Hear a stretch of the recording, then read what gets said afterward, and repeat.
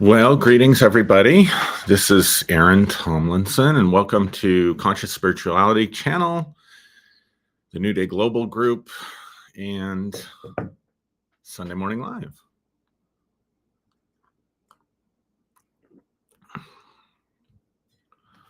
Just need to share this in a couple platforms, so give me a second.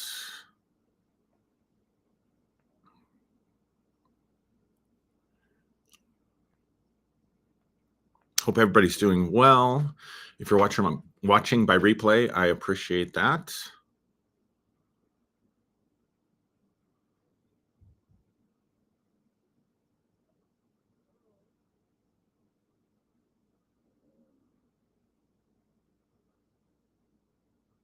Again, give me just a second.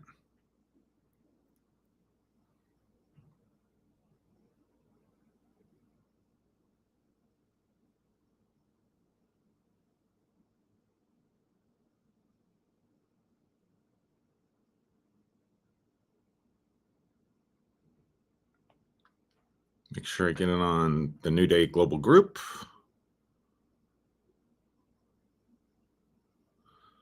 All right. Hope everybody's doing well. So if you saw the title or read the title, I want to talk about my musings, my predictions for the future about where I think spirituality, religion is headed in the 21st century. So I'm not trying to be prophetic here. In that sense, I'm just giving you my best guesses in terms of predictions and why I'm thinking it's going this way, and maybe talk about some trends out there that you may or may not be somewhat familiar with. So let's just start by talking about the tremendous and rapid pace of change. I think it's been, substantiated that change is happening in our world at a unprecedented pace. With advancements in technology and with advancements in knowledge, with the accessibility of knowledge to everybody who has the internet, anybody who has access to Google or YouTube or social media or whatever platform, Amazon, podcasts, wherever you're getting your information, we are drinking from a fire hose, to say the least. With AIs coming on board more and more, and advancements that are going to happen with that, we're going to see even more rapid change in our society. And we see people, that are able to go with that and flow with that pretty easily. And then I think that for a lot of us, especially those of us that are, well, I don't know, I don't even know. Maybe all of us. I was going to say those of us that are baby boomers or Gen Xers. The world is changing so fast. It's so different than the world that we grew up in. And it's changing so fast and so rapidly that it can be stressful. Just the pace of change itself and adapting to change itself, adapting to all these things can be very stressful and difficult for us.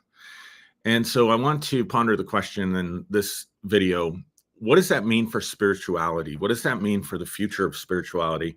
And how should we be thinking about spirituality and religion and progressing? So one of the things that has changed probably in my lifetime is the way I'm talking right now, that people make definite distinction today. Most people that are interested in this stuff make a definite distinction today between spirituality and religion.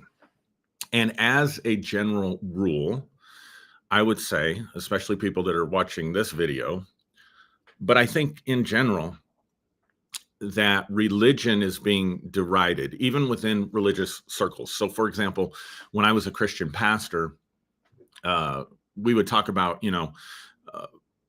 serving Jesus or Christianity is not about a religion, it's about a relationship. And then later on, we started using the language about being mysticism, or spirituality versus religion. And so, how would we draw that distinction? I can only speak for myself, but I think this is generally true. And put your comments in the chat or in the comment section. Put your thoughts, put your ideas. I'd love to hear how you distinguish, or if you distinguish, between religion and spirituality, or religion and mysticism.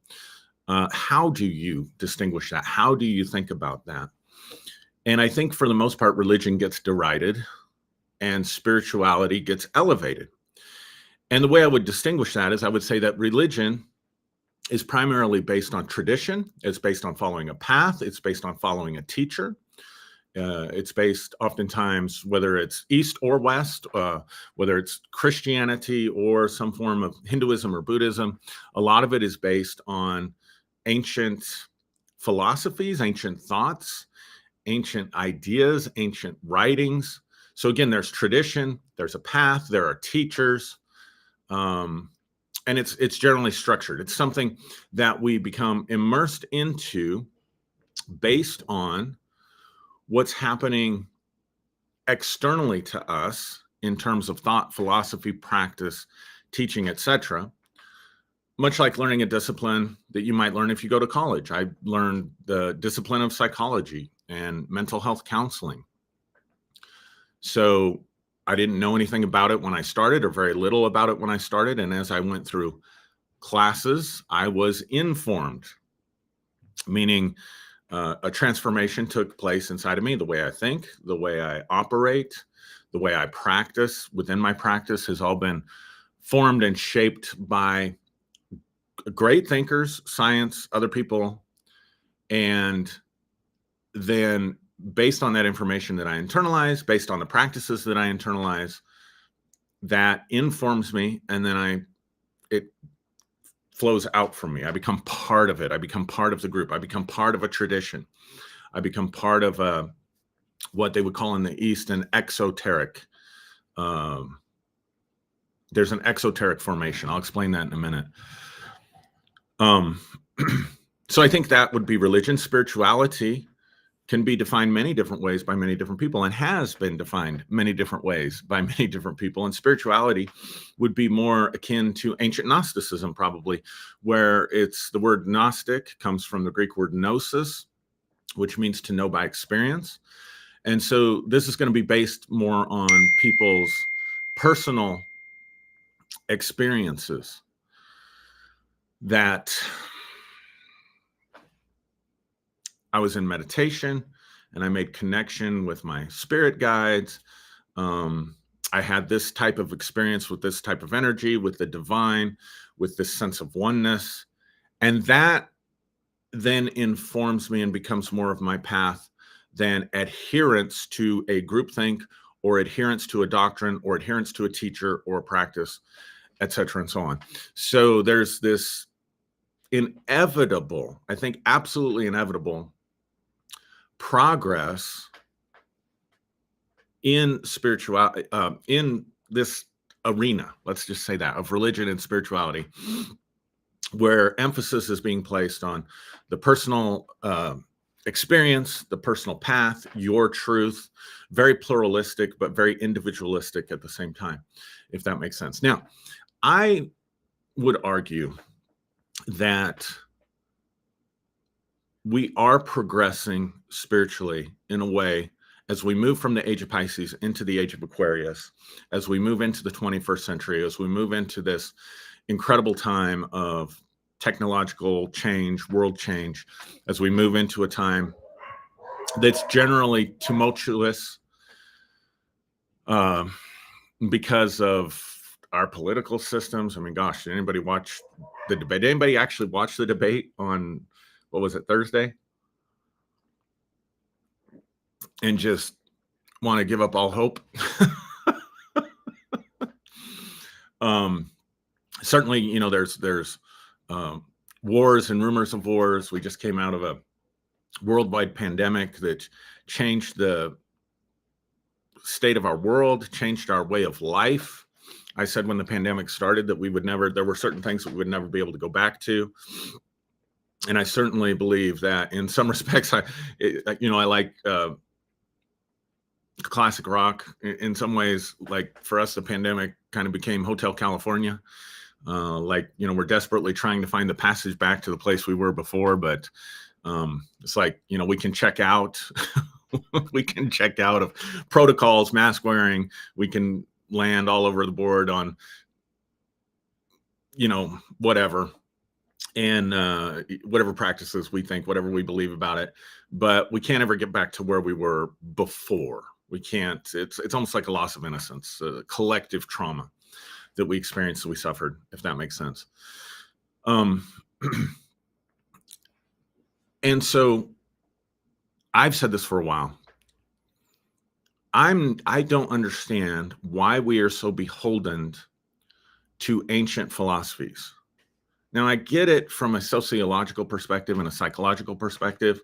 And I think if you were to look at it sociologically, that most of the people who are really beholden to ancient tradition, and I'll give you a few examples of this, whether it's Christianity, whether it's Eastern philosophies, whether it's just religion in general, because religion is based on tradition, right? And I think the appeal to that is that this is a proven path. This is something that has stood the test of time. This is something that has worked for people for, in most cases, when you talk about the major religions, thousands of years, right? So in the Abrahamic religions, we are beholden to people who have long since left the planet, who put down ideas, whether it's Moses, whether you believe Moses existed or not. Within Judaism, it's the Torah, the teaching, which is ancient. In Christianity, it's the Old Testament, what we call the Old Testament, what Jewish people call the Tanakh, and the New Testament, still very ancient and old writings that we're taking our lead from, that we're taking our guide from.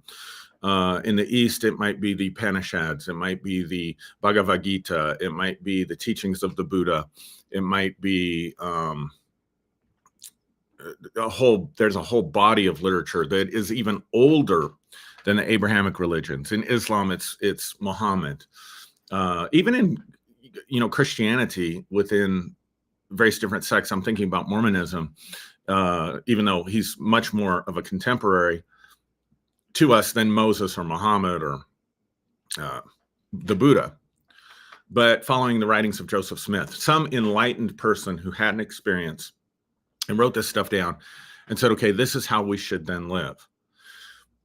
So one of the things that I began to realize about,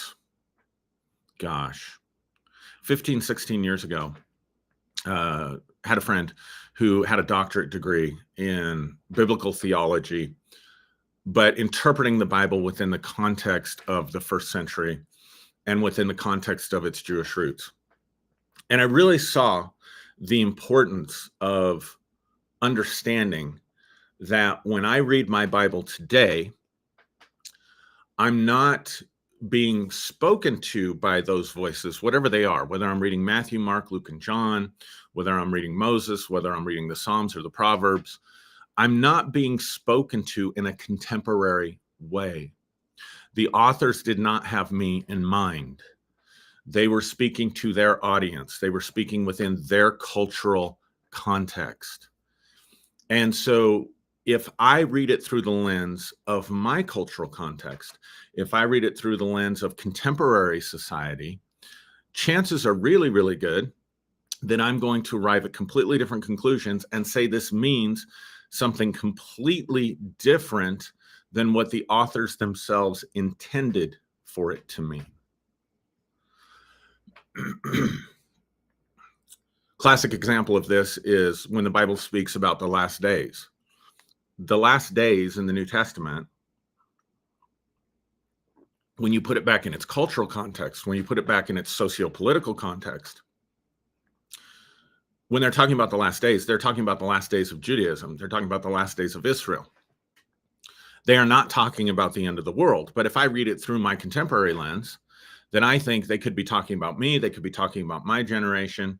And then I'll try to take the symbols and the words of Jesus in the Olivet Discourse, the symbols in the book of Revelation, some of the things that the Apostle Paul and the Apostle Peter wrote in their writings, and I will read it through the lens of modern society. Great example of this is Hal Lindsey, who really helped popularize end time prophecy and a school of thought within Christianity called dispensationalism.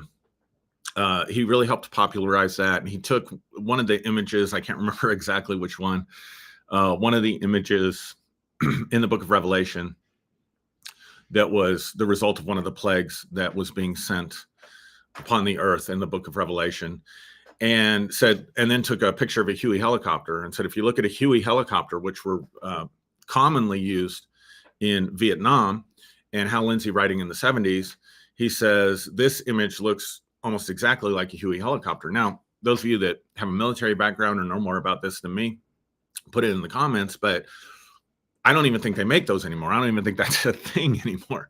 So I'm just trying to give you examples. Yeah, somebody put in the comments, the Locust Army. That's right. That's exactly right. It was the Locust Army, the Huey helicopters. For sure, whoever wrote the book of Revelation or had that vision, let's just give tradition its hat tip and say it was John the Apostle. For sure, we know he wasn't seeing or thinking about Huey helicopters back then. And Hal Lindsey would make the argument, well, he saw a Huey helicopter, and the best he could do was relate it to scorpions. And so, but they don't even make them anymore. So we know for sure that wasn't the case, right? So I'm just trying to illustrate how we have to understand that these thought systems, these philosophies, were speaking to their generation. The Buddha wanted to end suffering, wanted to find the answers to life. And so he made lots of observations. And from those observations, he came up with an eightfold path. And he did it within the context of ancient Hinduism. And I heard a Buddhist teacher once, who was from the East, say that, Buddha was offering, this is my best guess. It's kind of a misunderstanding among some Western people still today that believe that Buddhists worship Buddha. That's not the case. They don't worship Buddha. But that doesn't mean that they're completely secular or without deities, especially in the type of Buddhism that's practiced that we call Tibetan Buddhism in the West today. It's loaded with deities that they work with, that they pray to, I think an argument could be made that they worship, depending on how you define the term worship. And then you have Buddhism today that is morphed into basically a worldview that's akin to secularism, but maintains some of the meditative practices that have been developed and built upon over the centuries, over the years, right? So my contention is,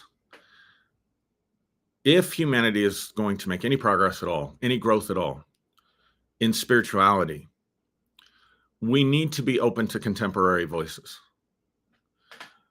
We need to not necessarily say the ancient voices are the way we need to go. In fact, I think if nothing else, the New Testament, the teachings of Jesus, the life of Jesus, the ministry of Jesus, whether you believe he was a real person or not, the way the story is told, he's a reformer. Buddha was a reformer. Jesus was a reformer. Jesus was a contemporary voice speaking to his people. He wasn't sent to the Gentiles, he says in Luke's gospel. He was sent to the lost sheep of the house of Israel to prepare them for the times, the changing of the ages. He was a contemporary voice that was speaking to a specific people at a specific period in time within a specific culture for a specific reason. And he was opposed as a contemporary voice because they were saying, no, the old voices are better. Jesus addresses this when he talks about the new wine. He says, again, in Luke's gospel, no one having tasted of the new wine immediately desires it. I'm going to say it again. No one who tastes of the new wine immediately desires it, for they say the old is better. And so Jesus comes as a reformer. Jesus comes bringing new wine. He says, you're not going to like my teachings. You're not going to love my teachings. You're not going to be enthusiastic about my teachings, because you're going to say the old is better. And so that's where I see people who gravitate towards religion. They don't like the taste of the new. And of course, I'm speaking very generally here. I'm not speaking specifically. Everybody's experience is going to be different. But in a very general way, I think that when we are beholden to and faithful to ancient voices that were speaking in ancient cultures, so much so that we are resistant to contemporary voices that may be reshaping and changing spirituality in our day, we say, no, you don't have the same authority. And again, I think there can be some wisdom in this, because this path, so for me, Christianity has stood the test of time. It has worked for people for centuries, literally centuries. So it's proven, it's trustworthy. We don't know about this new thing. It could just be a fad. It could just be a puff of wind, a puff of smoke, something that's here for a few years and then it's gone and nobody thinks about it, nobody remembers it, et cetera, and so on. It's just interesting to me that we would not use modes of travel that they used in ancient times. We're quite content with our level of progress when it comes to modes of travel.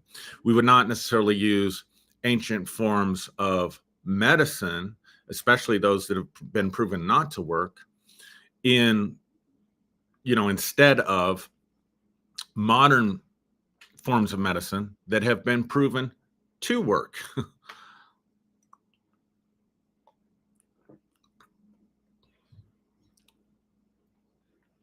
We're not getting rid of our smartphone devices. We're not getting rid of our computers. We're not getting rid of our connection to Wi-Fi or the internet so that we can take an ink pen, a feather, if you will, and dip it into ink and write on papyrus or something like that. Like, we embrace progress. We almost demand progress. We expect progress in almost every other area of life. And we sometimes will say that, we're resistant to the new because the old is better. But for the most part, technology has been pretty freaking awesome. It's made our lives significantly better and improved. But one of the things I have noticed is that there is a generational thing that's happening.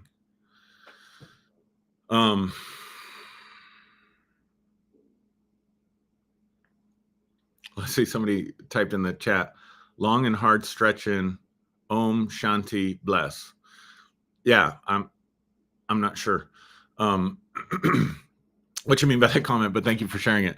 But I hope you get the point that I'm trying to make, that we demand progress in all these other areas. Now, generationally speaking, baby boomers are just wired. The baby boomer generation is just wired for tradition, definitely more so than I would say than Gen X.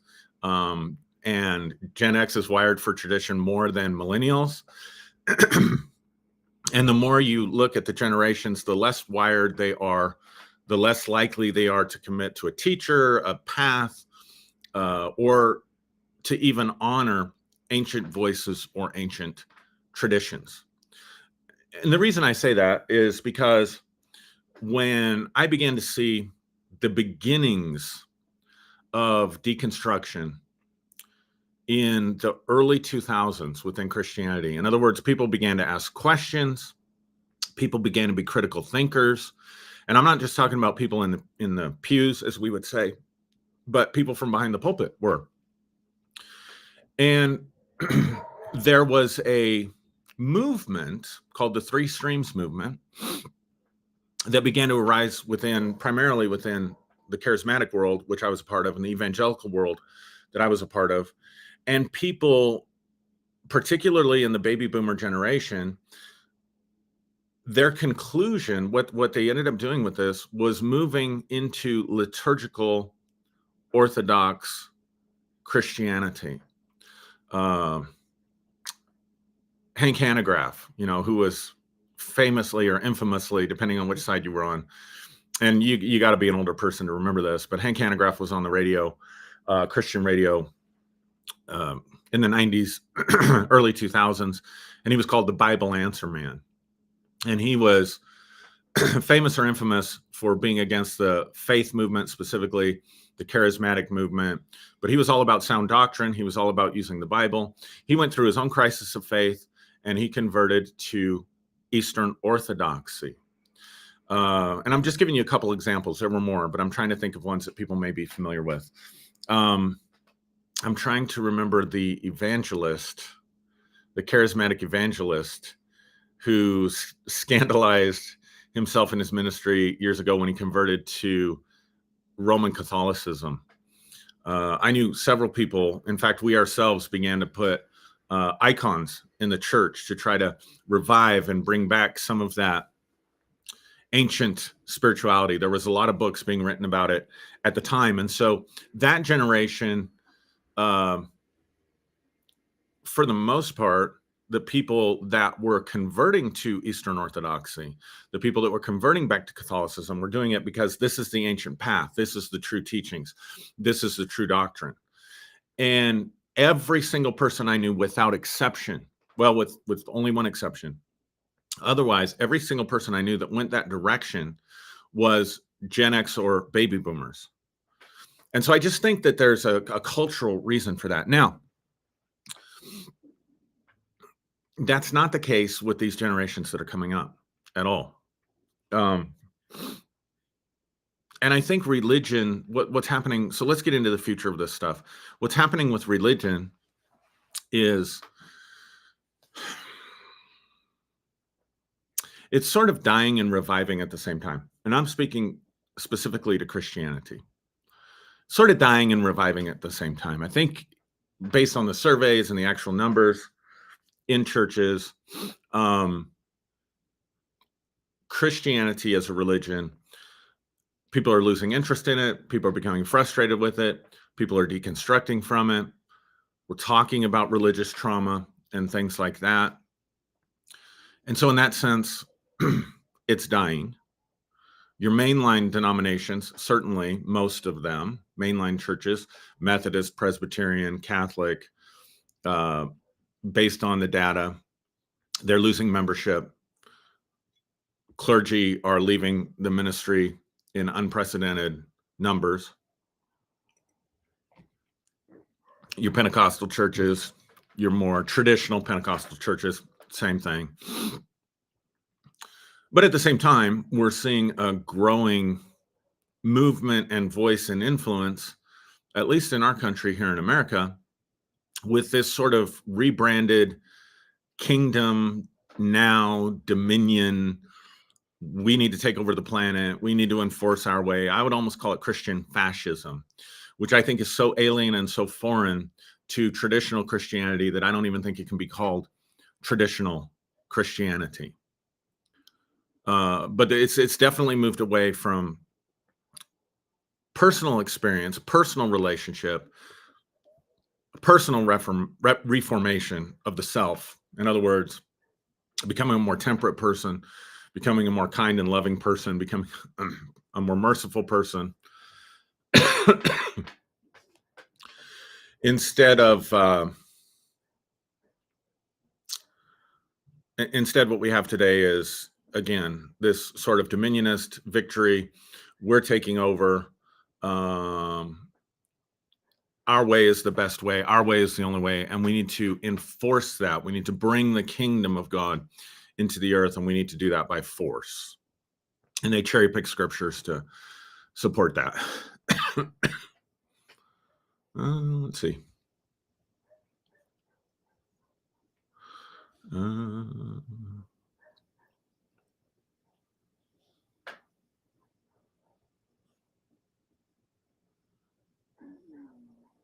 I'm trying to look at some of the comments.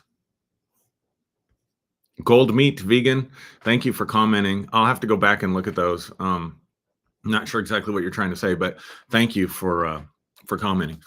Um, so what is the future? What's happening in contemporary? So that's what I see happening in religion. I think it's dying and reviving at the same time, but the version that's reviving is alien and foreign to any version of Christianity that we've seen in the past. And they'll even tell you that that's the new apostolic reformation. We're in a time of reformation. We're in a time when the meaning, philosophy, and definition of our faith as Christians is being redefined and repracticed, or redefined, and the practices are changing. The ethics are changing. The ethos and the mythos are changing, meaning the way we treat one another, the way we're taught, all of that's changing and transforming. Something that I was exposed to for the first time. So here's where I think we are presently and where I think the future is. I think that the being beholden to ancient voices, ancient texts, ancient paths, I think that's part of the age of Pisces that I don't want to say that it's going to totally pass away, but I think it's going to significantly pass away. And by the way, I am well aware that there has been progress made, that any living faith reinterprets. I think we have a job, if we're going to be beholden to those faiths, that we have to reinterpret them. We have to take the core of the message from the ancients, and we need to reinterpret it and reapply it for our contemporary people in our contemporary society. And where that has happened within Buddhism, Hinduism, Taoism, Christianity, Judaism, I'm not as familiar with Islam, but where that has taken place, those are what I would call a living faith, something that's living and breathing and growing and progressing. I'm aware that that happens, but it's still based on these ancient systems.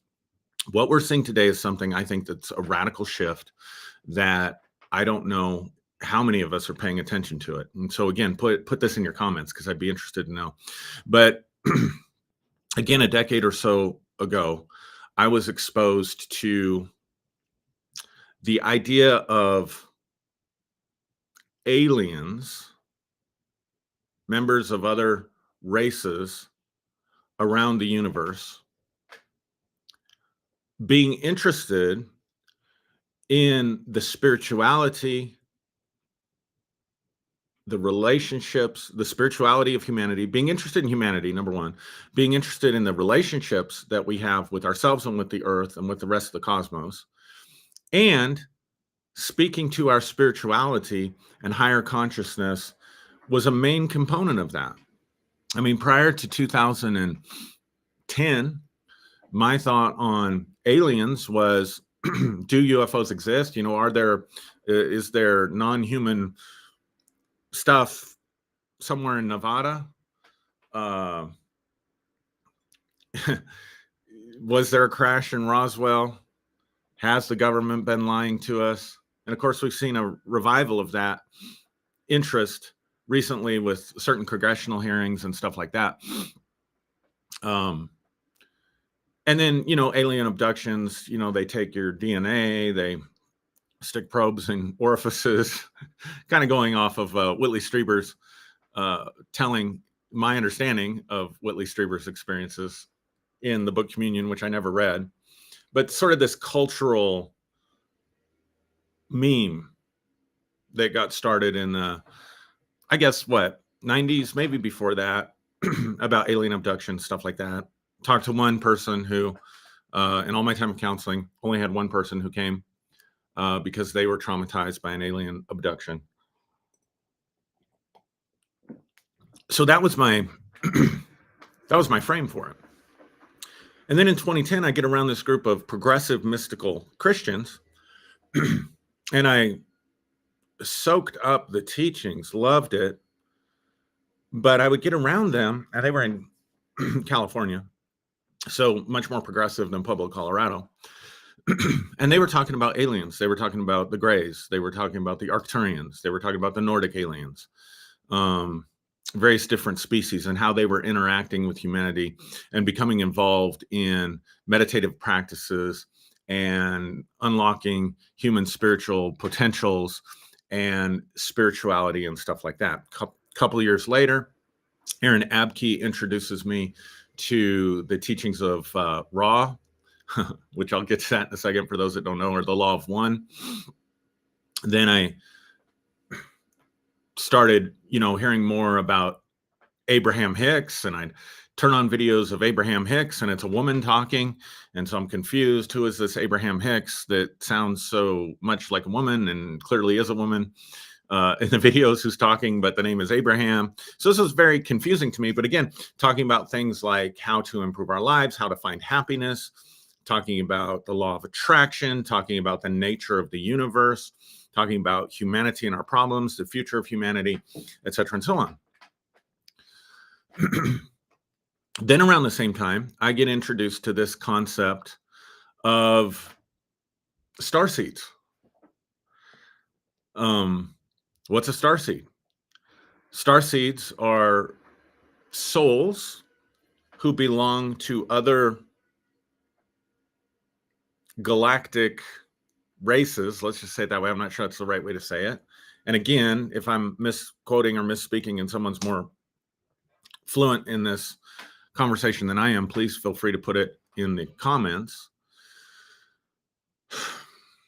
And it's the idea that starseeds were souls that were born to be present for humanity in this specific time during this shift of the ages from Pisces to Aquarius, to be a voice to help elevate the consciousness of humanity and push things forward. Then, and I started going to holistic fairs in 2016. Something that's been new, and again, I'm in Pueblo, so this probably isn't new around the country. This is probably just we're late to catch up. But in Colorado in general, I would go to Denver fairs in Colorado Springs, local fairs, stuff like this. I don't recall until the last couple of years, seeing anyone who was actually channeling. Now, what is channeling? So channeling is when someone is speaking by the inspiration of another mind, another entity. The entity doesn't possess them, but it speaks to them telepathically, and then they translate that. So it's kind of like we used to do prophecy, speaking under inspiration of the Holy Spirit, or the scriptures being written under the inspiration of the Holy Spirit, right? But this is not claiming to come from any divine source. For the most part, what I've experienced and come across with channelers is that there are these social mind complexes. In other words, societies that are more advanced than ours, somewhere in the cosmos, societies that are more advanced than ours, that have a common mind. They haven't lost their individual identities, but they have a common mind, and they are sending out these signals, these messages to those who are open and receptive and willing to have them. And then they translate that for our benefit. Now I'm seeing 2 or 3 or 4 at every event that I go to, at small events. I was just at a small event where there was maybe 12 to 15 vendors. And I think there was at least one channeler there, if not 2. I was at another event that was considerably larger, probably 40 or 50 vendors 2 weeks before that. And for the first time ever, there was a booth, because they have booths like where you can go have your fortune told or tarot cards read or whatever, where there was a guy who was offering to do channeled sessions for you. And he did a channeled session for me, actually did it for me for free. And I have a healthy amount of skepticism about this stuff, at least what I consider to be healthy. And I'll be honest with you, I sat down with this person and he explained to me what he was channeling. He went into a channeled state and began to talk to me, or this social, spiritual, mental complex of this advanced race began to speak to me, and I found it to be incredibly edifying. In other words, it really spoke to me and encouraged me and built me up. But also, and I tend to think that I'm generally sensitive to subtle energies, I felt a presence. There was a presence there. That this wasn't something. There was an element of the mystical there that I would recognize. There was an element of, I would even call it divine presence, that was familiar to me from when I was in the church. And this was speaking to me. I've worked with a real shaman for the last couple of years. And when I say real shaman, I just mean somebody who has lineage within an ancient tribe. See, there I go again, going back to ancients. But I mean someone who has trained and developed within the context of a community, who was recognized, not somebody who attended a few classes. And I'm not saying that that's wrong, or that that makes the person who attended a few classes less legitimate. I'm just saying that for me, I know that she's the real thing. And she's worked with me and done channelings with me that have been incredibly life-changing and empowering and healing and helpful, and brought me into a better place.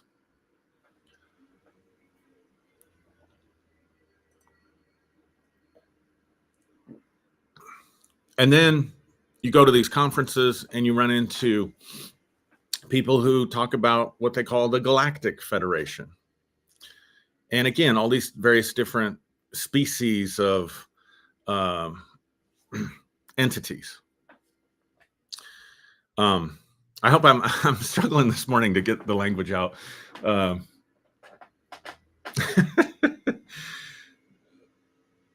But hopefully this is making sense to you. So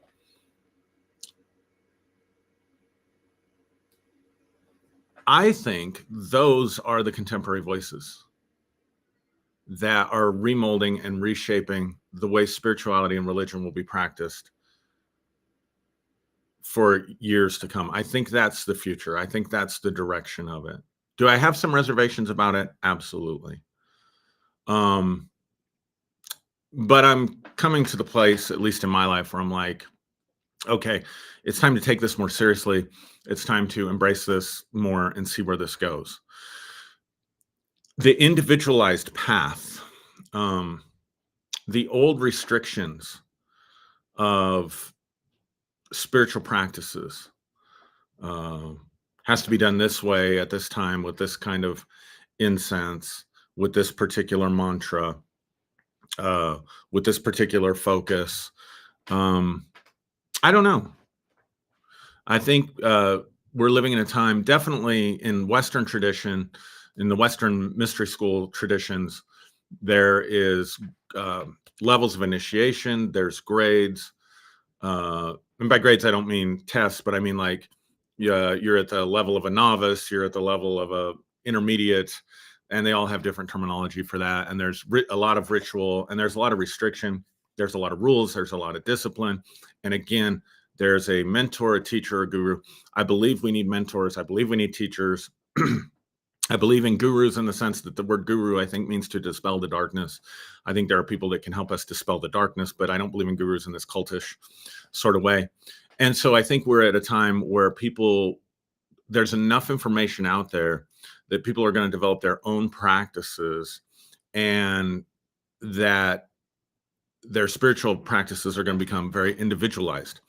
And I don't know what to think about the alien thing, but I know I'm less inclined to think about it within the worldview of scientific materialism. So worldview of scientific materialism would be like Star Trek, like we develop all this technology to explore space, and we find these other species, and it's pretty much kept within this confines of time and space as we understand it. I do believe that what is being channeled is probably multidimensional, coming from other dimensions of reality, rather than necessarily just locations in time and space. Now, I'm not saying that there isn't location in time and space. I'm saying it's not limited by that. And that's why there's telepathic communications and stuff that's going on. I do think the whole galactic federation, alien race, starseed language fits a mythology that is contemporary for us today. So, in other words, angels and demons were part of a mythology in the ancient world, part of their belief about the nature and structure of reality. Gods, deities, part of their belief about the structure of reality. And so that myth, that story, when I say myth, I don't mean it's not real. I just mean the stories that we live by. So I'll change my word and say story. That story of these entities are good and evil, particularly in the West where dualism was more of a thing. So we have this battle of good and evil. These entities are gods or goddesses. These entities are angels or demons. The one God, right? It fit a certain story that was already culturally alive and could speak to the people and give them a faith.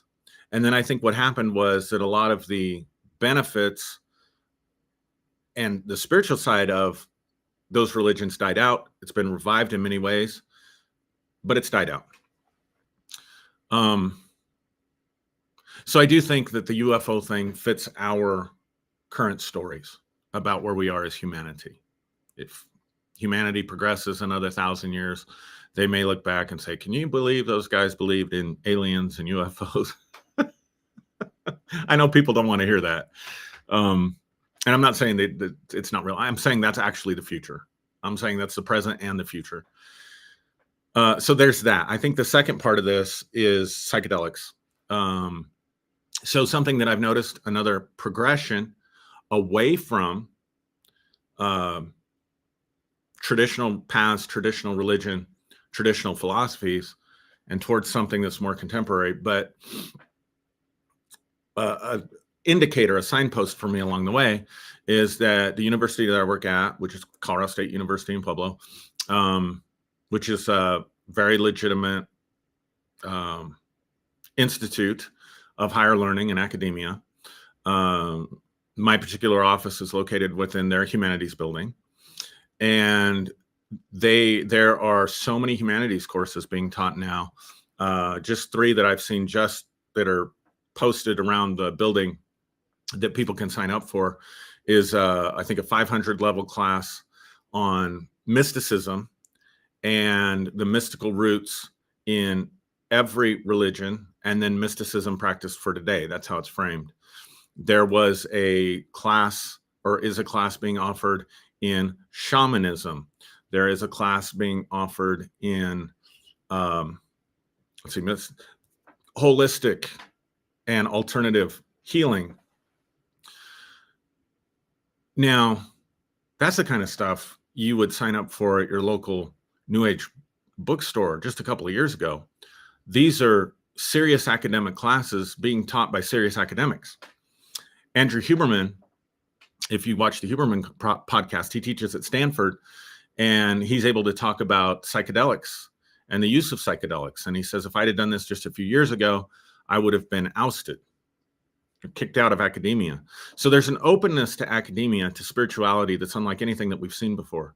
That's not just a religious institution teaching theology or philosophy, but is actually teaching about spirituality, that's talking about psychedelics, that's talking about personal experiences, that is talking about shamanism and mysticism for today, talking about alternative forms of healing. So I think all of that. So I think individual experience, the individual path, self-initiation, psychedelics, channeling. What am I forgetting?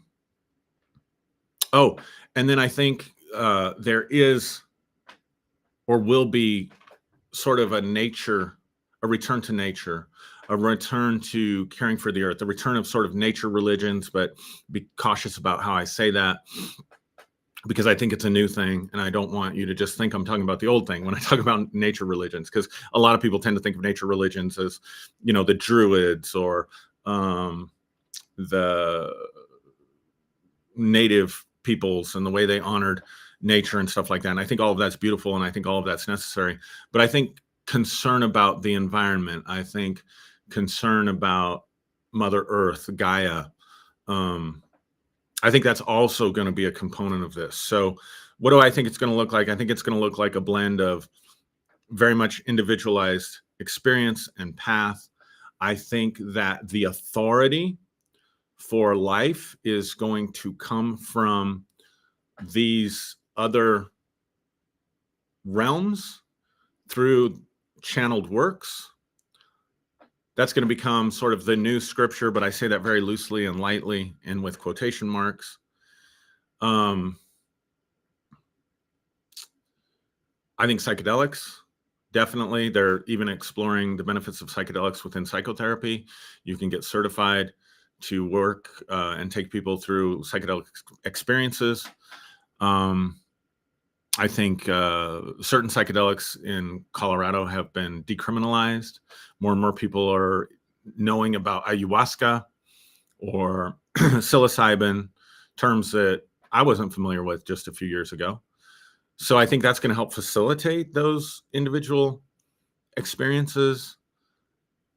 I think that traditional religion is going to die off, and I think scientific materialism is going to die off. I think scientific materialism is on the way out. And I've got lots of reasons for thinking that I can't get into. So let me go back and read some of these comments. Thank you so much for all the comments. Got a lot on here.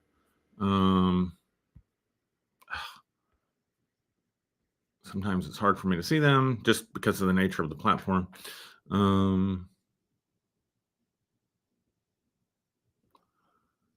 I'm Gen Z. It doesn't matter to me if it's new or old. All that matters is what is true. Someone says, thank you for that.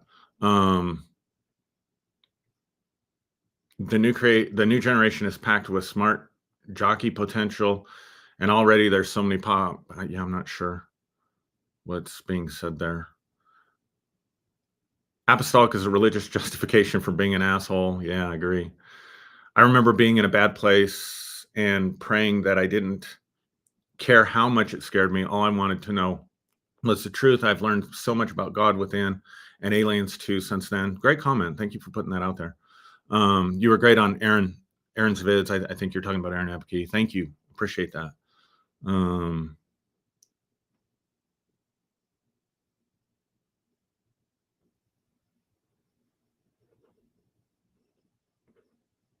What are your thoughts on Ra and the Law of One? Gene asks. I'll come back to that in a second.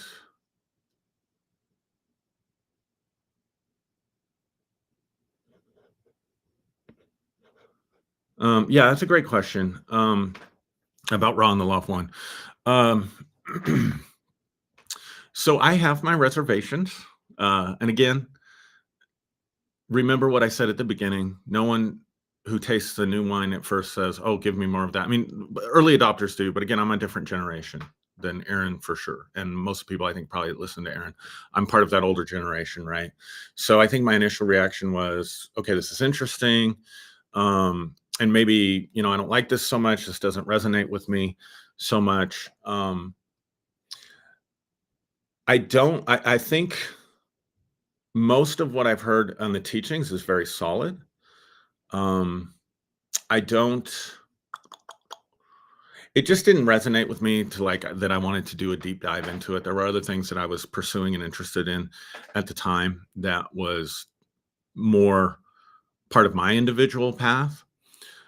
Where I have my reservations, and I haven't gotten good answers. I've talked to people about this, and I haven't gotten good answers about this, but where I have my reservations is what happened to the lives of the people who were involved in channeling it and creating it.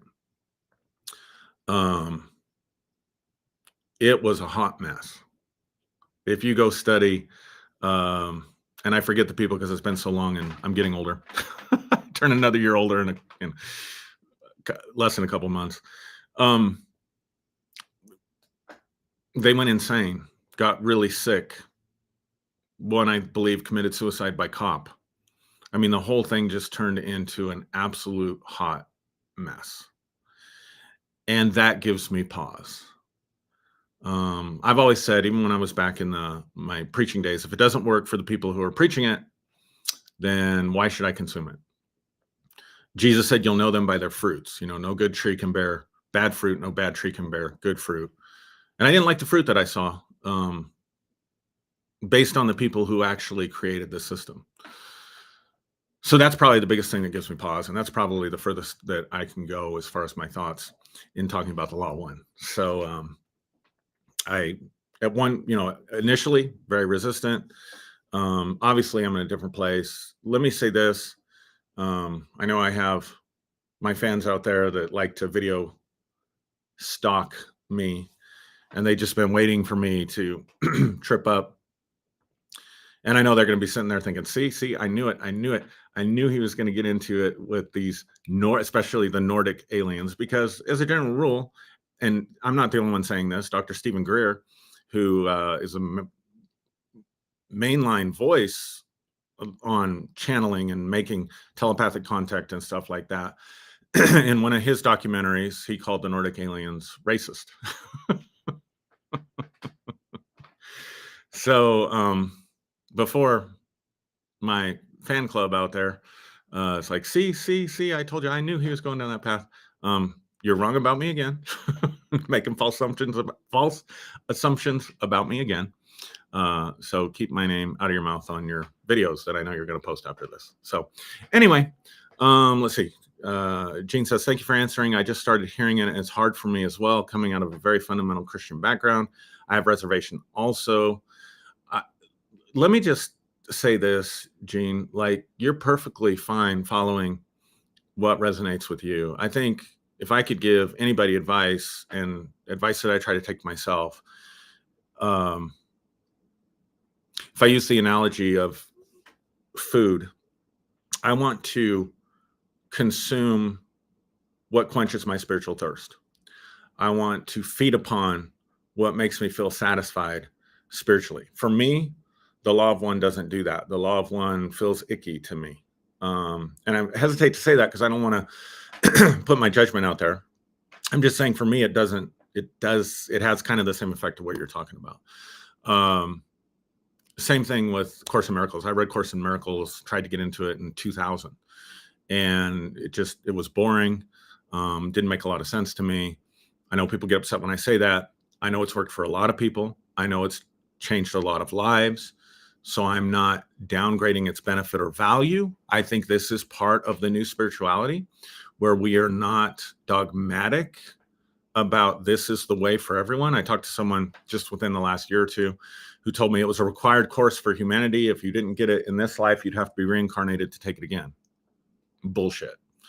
I mean, that's just complete bullshit. And that's where we've got to be careful that we don't slide in, that we allow this spirituality to emerge, but we don't become religiously dogmatic. Otherwise, we're going to make the same mistakes that humanity has made in every age past. So anyway, I hope this was helpful to you guys. Hope you enjoyed it. Thank you for all the comments. And I will be back with you